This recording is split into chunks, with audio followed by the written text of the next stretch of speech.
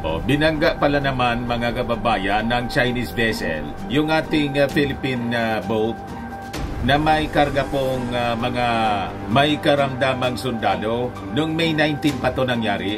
Kasabay mga kababayan noong inagaw ng mga Chinese Coast Guard po yung mga food supplies na in-airdrop. Yun ang unang lumabas na balita. Pero ngayon, sunod-sunod na lumalabas yung mga kwento. Bagitan niya, Mr. Maravillas, very late na yung balita. Sensitive kasi siya po, mga kababayan, na mga balita. Kaya hindi siya mas... Nagbabagang mga balita at pagtalakay sa mga isyu na lipunan. Bulsa, opinyon, para at paglalantad sa katutuhanan. Bulsa, what you see is what you get. Unisan. Hindi siya basta-basta nire-release agad ng ating mga sundalo, ng ating Coast Guard. So yun po yung rason. Siyempre, nagiging maingat po tayo na lalong lumala yung tensyon dito po sa West Philippine Sea. So ngayon, tinawag ng Coast Guard natin na barbaric, inhuman. Nag-react na rin po yung China. Sabi ng China, dapat niya, humihingi kasi niya kayo ng permiso sa amin. Matindi mga kababayan. Kung ano-ano yung mga gusto ninyong gawin dyan, dapat humingi kayo ng permiso sa amin. Ngayon, buniltahan ni Secretary Anyo, never niya kaming hihingi ng permiso sa inyo. Tama. Bakit naman tayo hingi ng permiso? Ibakuran nga po natin. So ito yung reaksyon mga kababayan ngayon ni Secretary Anyo. Philippines will never seek China approval to access Ayungin. Ito yung sabi ni Mao Ning. Sabi rito, China insists on being informed of Philippine actions in West Philippine Sea. Dapat niya kung ano yung mga ginagawa ninyo dyan. Alam namin, humingi kayo ng permiso. So tayo na yung hihingi ng permiso sa kanila. Talagang ang trato sa atin po, province na. Tulad ng sinabi noon ni Maudings, clean name na talaga po nila na kanila.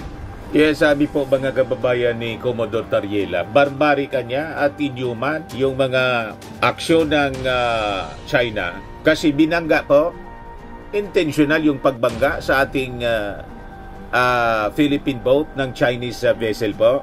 Ang karga po, ang sakay po ng ating vessel, yung mga may sakit na sundalo, for evacuation nga po. Ayan yung nirelease na picture mga kababayan ng Philippine Coast Guard. Pero anya Mr. Maravillas, nakarating na sa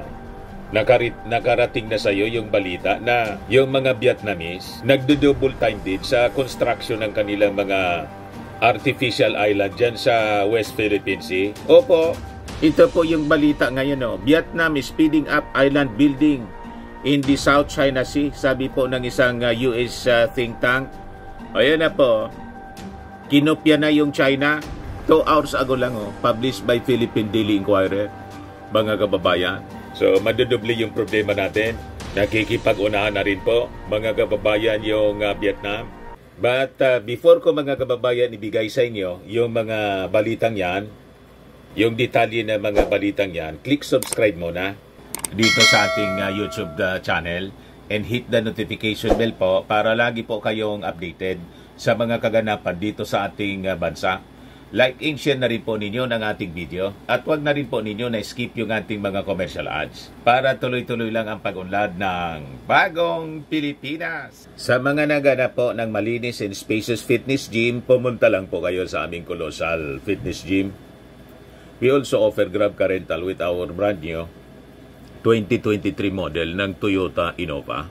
We also accept booking for those who are planning to travel via PAL, Cebu Pacific, and other airline companies, local and international. And bills payment for Meralco Bills, PLDT, Aleco Bills, etc. Ang Colossal Fitness Gym is located at 3rd floor Security Bank Building, Landco Business Park, Legazpi City, Albay. For inquiries, look for Chilon Maravillas, contact number 0966-802-0949. Yan po yung aming Innova. Lagi na pong matao sa amin. Yan yung bago naming mga clients. Tingnan ninyo po. Very colorful. Napakaganda po ng aming gym. At napakalinis. Pati mga foreigners po, pumupunta sa amin. Mga British tourists po sila. Na-set up na rin po yung aming mga bagong gym equipments. May treadmill na rin po kami. Ito naman po yung bago naming product na binibenta online.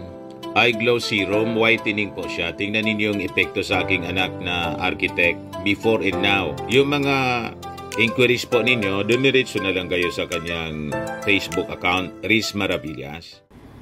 Ito naman po, Firmax Firming and Lifting Cream, pinapahid po sa mga pulses and affected area. Mainam po sa mga pains at paninigas na mga kaso-kasuan. Ito naman po, Automax sa Radiant Serum. Sa mukha naman yung application. Anti-aging po siya. You will look 10 years younger than your age. Sa mga cancer patients naman po, baka lang gusto ninyo itong itry. Ning siya red mixed fruit drink. Hindi man po siya gamot, food supplement siya. Kaya lang, gawa siya sa goji berry. Yung goji berry may anti-cancer properties. O ngayon, yung mga inquiries ninyo, dumiretso na lang kayo sa aming messages sa Facebook para masagot namin agad. Ayos po? Ayos na Mr. Maravillas. So, balikan natin mga kababayan yung ating kwento. So, sabi ni Tariela, barbaric, idiyoman. Banggain mo ba naman yung bangka natin na may sakay na mga sundalong for evacuation po kasi may sakit? Talagang napaka-uncivilized po. Hindi makatao. Di ano niya, Mr. Maravillas, ang tawag mo dyan? Maka-inchik. Makita niya, Mr. Maravillas. Hindi, inchik. Hindi makatao, inhuman. Mga barbaro. Alam ba ninyo yung barbaro? Mga civilized people, primitive. Ganon ang ibig sabihin ng barbaro. Ang mga tulisan nung panahon po na wala pang, di pa uso ang edukasyon. Mga walang edukasyon, walang pinag-aralan. Savage people. Yan ang ibig sabihin ng barbaric. Barbaric po. Hindi po ako nagsabi niyan. Si Commodore Tariela. So, lumalabas po, ang China po is a barbaric state, uncivilized. Ang ugali nila, parang hindi mga sibilisadong tao. Imagine, may sakit. Tapos sasabihin nila, magsabi kayo sa amin, bakit kami magsasabi sa inyo? Hihingi kami ng permiso sa inyo. Bakuran nga namin. Sabi ko sa inyo, napakasama ng epekto po. Nang sinabi ni Mao Diggs, pwede na niya ninyo kaming gawing province. Na-involve din po yung China. Pinaniwalaan po ng China na kanila na yung Pilipinas. Itong West Philippine Sea, kanina na. Kasi yung mismong presidente po, yung desisyon ng UNCLOS, ayaw niyang i-recognize, gusto niyang itapon sa basura. Wala man na niya yan. Siyang kapuluting presidente ng Pilipinas, ganun mag-behave po. Pinabura na po ng United Nations Convention on the Law of the Sea. Tapos siya mismo yung ayaw mag-recognize. So paano i-recognize yun ng China na yung mismong yung pinuno ng Pilipinas ayaw kilalanin? So yung description po ni Carpio kay Digong as agent of China, parang lumalabas, totoo mga kababayan. He was a Manchurian leader. Tao siya dito mismo ng China sa Pilipinas. Ulitin pa natin sa 2028. Diba? Matindi po yung ginawa sa atin, no? Intentional pong binangga. Hinarang muna, hinarang muna ng Chinese Coast Guard vessel. And binangga yung ating Philippine Navy boat na nag-i-evacuate po ng mga sundalo nating may sakit doon sa Ayungin Shoal po. Kaya sabi po ni Commodore Tariela, this is barbaric and inhuman. Hindi makatao, kundi maka-Chinese, maka-inchik, maka-Mao Diggs. Bakita niya, Mr. Maravilla, si Digong niya, hindi din makatao. Kaya nga po may kaso sa ICC kasi sabi sa investigasyon ng Congress ngayon, sa kwento po ni Attorney Cheljok, no, umabot sa 20,000 po yung biktima po ng AGK. So talagang hindi makatao. So going back po dito sa barbaric na ginawa ng Chinese Navy sa atin, ay Chinese Coast Guard pala. The incident, sabi ni Tariela, nangyari po noong May 19, kasabay nung resupply mission pong pig airdrop. Airdrop na nga lang po, hinagaw pa nila, nasira tuloy yung mga pagkain. You see? Tapos yung i-evacuate na mga may sakit na sundalo, hinarang at binangga, mga kababayan. Matindi po na harassment, pang-abuso sa atin, pagmamalabis ng mga Chinese. Pero anya, Mr. Maravillas, hanggang ngayon, no comment pa rin si Inday. No comment. No comment pa rin po. So sabi dyan, during the attempt to bring the PCG, HSRB, alongside with the PNRHIB, the Chinese Coast Guard deployed 2 vessels. Ito pong 21551 at saka 21555. Saka 2 maliliit na bangka. Then 2 pang rubber boats para iharas yung ating 2 vessels. Despite niya informing the Chinese Coast Guard via radio and public address system about the humanitarian nature of our mission for medical evacuation, they still engaged in dangerous maneuvers and even intentionally binangga po yung ating bangka while transporting the sick personnel. Pero despite the harassment, sabi dyan, the transfer of the sick personnel was completed and later reached Boliluyan Port safely. Grabe po ang kagitingan ng ating matatapang talaga yung ating mga sundalo. Hindi sila nagpapasindak and professional po sila. Maximum tolerance po ang ginagawa po nila. Kaya sabi diyan, mga kababayan, despite the challenges posed by the interference from the Chinese Coast Guard, the Philippine Navy and Philippine Coast Guard displayed remarkable cooperation, professionalism, and determination. They successfully outmaneuvered the numerous Chinese Coast Guard assets. So matapos na makarating po sa port, yung Armed Forces personnel were transported to the nearest hospital para sa immediate medical attention. So mabuhay yung ating mga members ng Philippine Navy and Coast Guard. Mabuhay yung ating mga magigiting na sundalo. So ito po yung nirelease na video ng Philippine Coast Guard as published by Manila Bulletin. Yan. I-play natin po. Yan.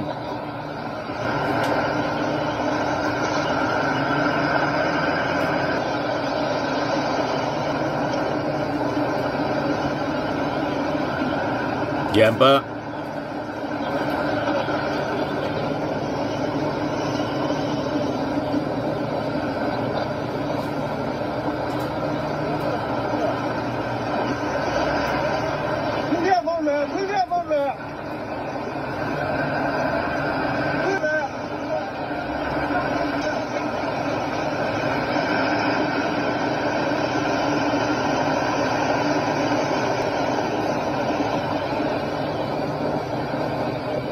Ayan, Chinese Coast Guard pa.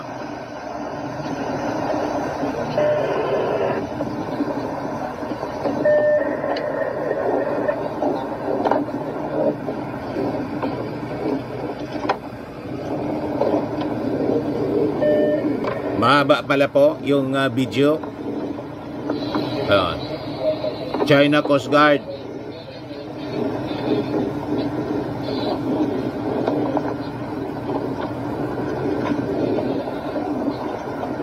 May rubber boat pa sila, oh. Ito yung mga sundalo natin.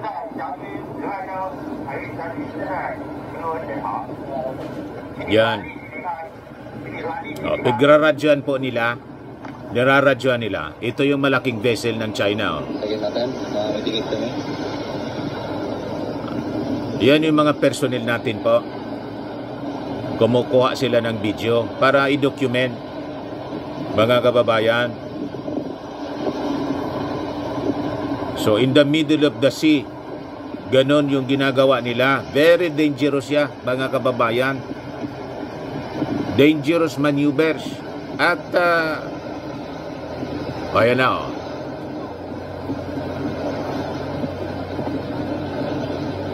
Tingnan natin, mga kababayan.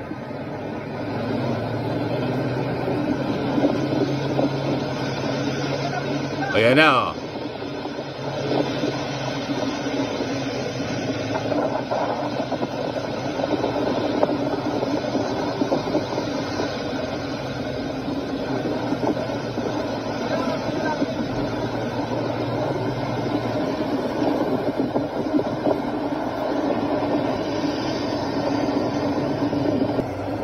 Yan o.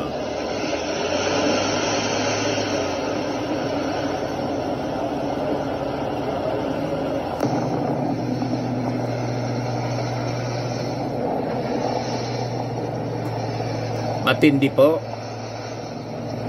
Hinahaging-hagingan.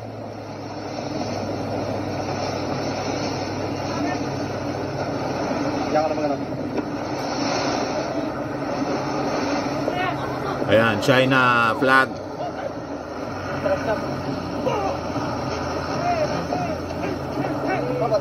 Oh, blinak po oh.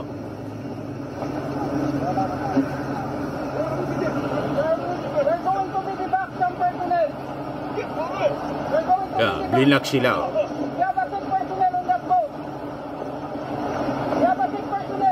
Where to pick up anya our personnel? Sabi ng Coast Guard natin. Our sick personnel, we will pick up anya. So, wala silang karapatan dyan po kasi nasa akuan natin po within our 200 nautical miles exclusive economic zone yung Ayungin.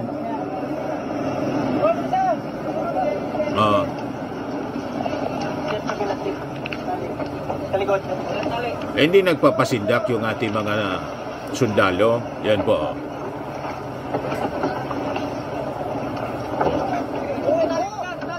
Yan o. Talagang irinam niya. Ulitin natin. Ito po. Irinam niya din. Ibinangga niya rito mismo habang kinukuha yung passenger po. Yung sundalo. Ililipat doon. Sundalo natin. Biglang pumasok itong Chinese rubber boat. Pumasok dito. At intentional na ibinangga po. Tingnan ninyo. Ulitin natin. Replay. Yan o. Binangga po. Kita ninyo. Ugali nila. Tawag dito sa amin yan. Mga urag-uragon. Bully talaga po. Nakakalalaki masyado. Kung pwede nga lang suntukan na lang. Pero ang makipagsuntukan sa kanila, si Manny Pacquiao. Di ba? Laban na lang sa suntukan. Si Manny Pacquiao yung iprintiran natin.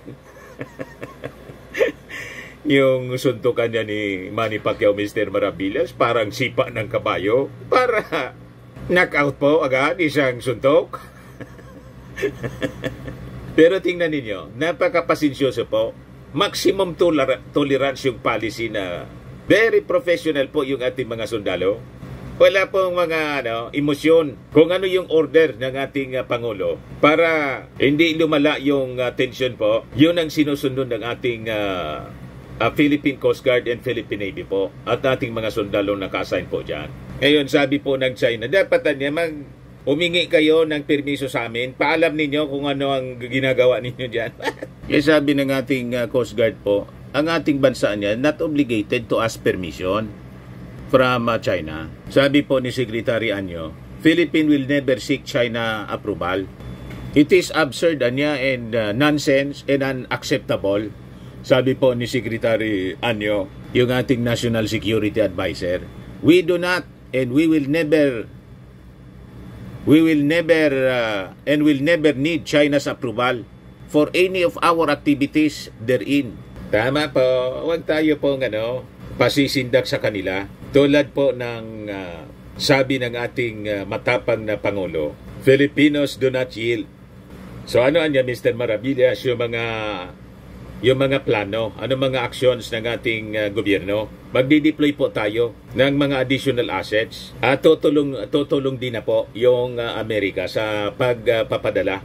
Magdi-deploy din po sila ng Coast Guard, US Coast Guard. So yan po yung mga latest na balita ngayon. PCG, US Coast Guard to deploy assets in West Philippine Sea amid China's trespassing rule. So sabi po ni PCG spokesperson Rear Admiral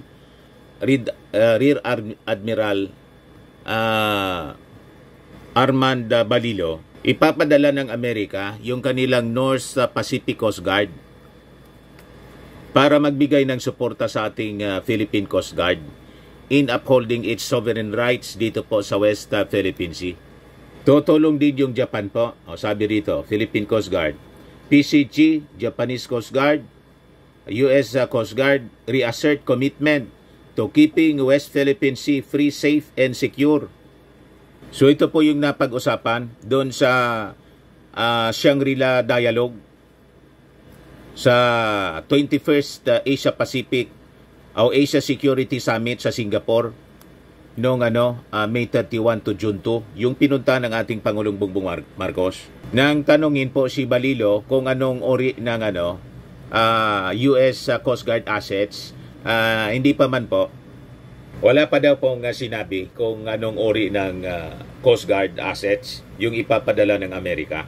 Kasi di ba, starting June 16, yun ang sabi ng China, mag-impose daw sila ng facing ban dyan po sa West Philippine Sea. At yung mga trespassers daw, i-arrest nila up to 60 days. Yan yung warning ng China po. Pero sabi po ng ating Coast Guard, empty threat man lang anya yan. Tingnan natin, mga kababayan, kung gagawin nila. O ngayon, yung kaninang sinabi ko po sa inyo, na yung Vietnam po, nag-speed up na rin po ng kanilang construction ng mga artificial island dyan po sa West Philippine Sea. Nakikipag-contest po sa China. Ayan o.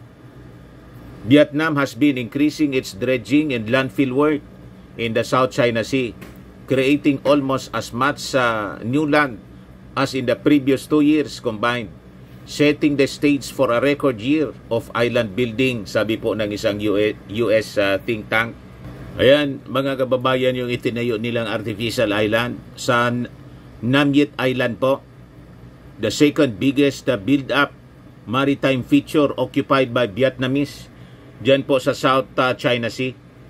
So, since November 2023, mga kababayan, yung Vietnam pala has created 280 new hectares of land. Malaki po compared to 163 hectares created in the first 11 months noong 2023 and 140 hectares in 2022. Sabi po ng Center for Strategic International Studies Asia Maritime Asia Maritime Transparency Initiative or AMTI sa kanila pong June 7 report. So overall, ang na-reclaim po ng Vietnam diyan po sa South China Sea, umabot na sa total na 955 hectares, about half na ng 1,800, mga lahati na sa 1,882 hectares ng China in a span of 3 years. Na dati, 133 hectares lang po. Lumaki ng lumaki po. 995 hectares na. You see, mga kababayan? So, kailangan po talaga umaksyon na tayo. So, sabi po ni maritime expert, Jay Batumbakal, na itong Vietnam's island building was meant to reinforce and strengthen its defenses after its outposts in the South China Sea were threatened with removal ng China in connection with Hanoi's petroleum exploration and development efforts. So tama po mga kababayan yung sinabi ni dating Senior Associate Justice Antonio Carpio na kailangang agapan na natin po yung petroleum din natin dito. Pasama na tayo sa US Navy na gwardyahan po at para masimulan na natin yung oil exploration tulad ng ginawa noon ng Indonesia pati ng Vietnam. Yung ginagawa nila po.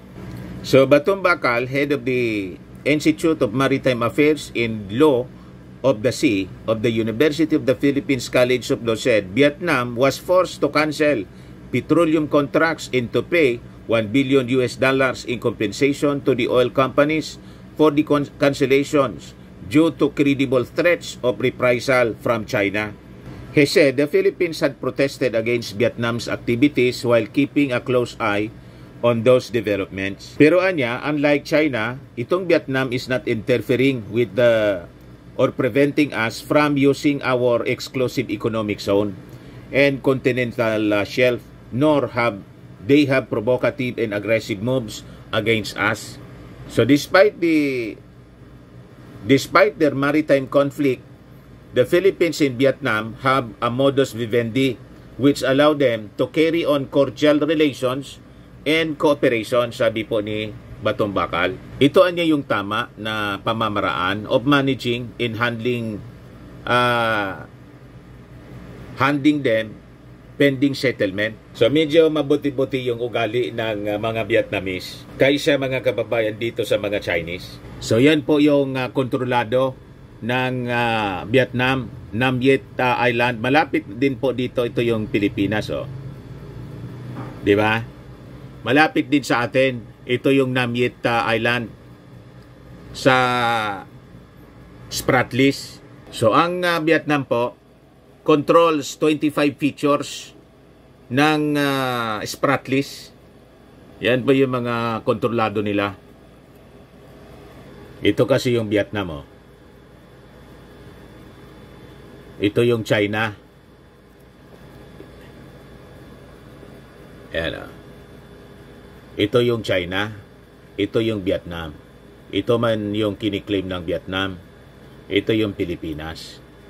So other than that, mga kababayan, yung in-engage natin yung China o yung Amerika and Japan para tumulong sa atin sa pagpapatrolya sa pamamagitan ng pagpadala ng kanilang Coast Guard assets. Ito pa yung mga actions na ginagawa natin. Philippine Batch for ASEAN Coast Guard Protocol amid South China Sea Woods. So hindi po tayo natutulog lang. So kailangan na niya natin gawin ito, sabi po ni Admiral Balilo, Rear Admiral